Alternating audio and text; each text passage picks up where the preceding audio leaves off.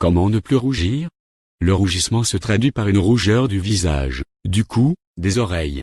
Il est avéré que l'élément déclencheur est toujours une émotion forte que l'on ne voudrait pas forcément perceptible.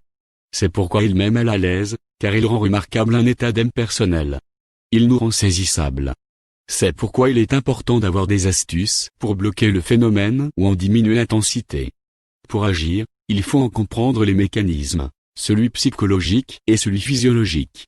Ils ne sont pas dissociés, comme on pourra le voir. Découvrez comment ne plus rougir maintenant.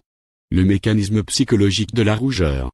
Dans son étude « La physiologie du cœur », Claude Bernard évoque un processus psychologique, le ressenti d'émotions fortes, honte, colère, stress.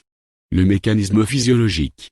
Pendant ces émotions fortes, on sécrète de l'adrénaline. Celle-ci sera responsable d'une dilatation des vaisseaux sanguins.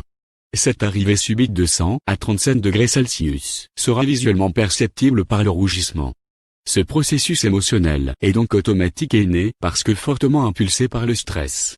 Il n'est rien d'autre que la peur de ne pas être à la hauteur d'une situation. Il n'y a donc pas à proprement parler de remède miracle, mais on peut recourir à des procédés de gestion de ses émotions, la confiance en soi pour ne plus rougir. Il faut relativiser le jugement des autres. Se dire que nous avons les mêmes capacités que les autres et ne pas accepter une position de passivité en subissant leur joug.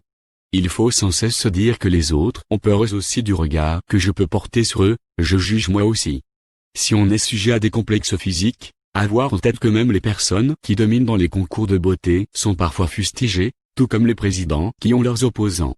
Ceci pour dire que goût et couleur ne se discutent pas ou encore nul ne fait l'unanimité. Cet état d'esprit permet une meilleure affirmation de soi parce que cette validation par les autres, tant voulue auparavant, ne revêt plus ce caractère dramatique parce qu'on a réussi à relativiser. La respiration pour ne plus rougir. La cohérence cardiaque régule les émotions, c'est connu. Quand on est au-devant de la situation embarrassante, bien respirer permet d'être plus calme. On inspire profondément, on retient l'air quelques secondes et on expire totalement. Ce mouvement répété permet de bloquer le mécanisme de montée du stress indexé dans la rougeur. Se laisser confronter à des mises en situation. Ceci permet d'affronter les situations dont on a peur. Si par exemple, il s'agit d'une intervention devant un public, on peut prendre des cours de danse, de chant ou de théâtre pour apprendre à fréquenter les foules et savoir ainsi recevoir et accepter le regard des autres. Au fil du temps on verra que les jugements ne sont pas toujours négatifs et ça accroîtra notre estime de nous-mêmes. La sympathectomie ou solution chirurgicale pour ne plus rougir. C'est le dernier recours. Elle sera apportée aux cas les plus graves lorsque le sentiment de gêne nous coupe de toute vie sociale et qu'elle devient handicapante. On introduit une petite caméra dans le thorax pour localiser le nerf sympathique.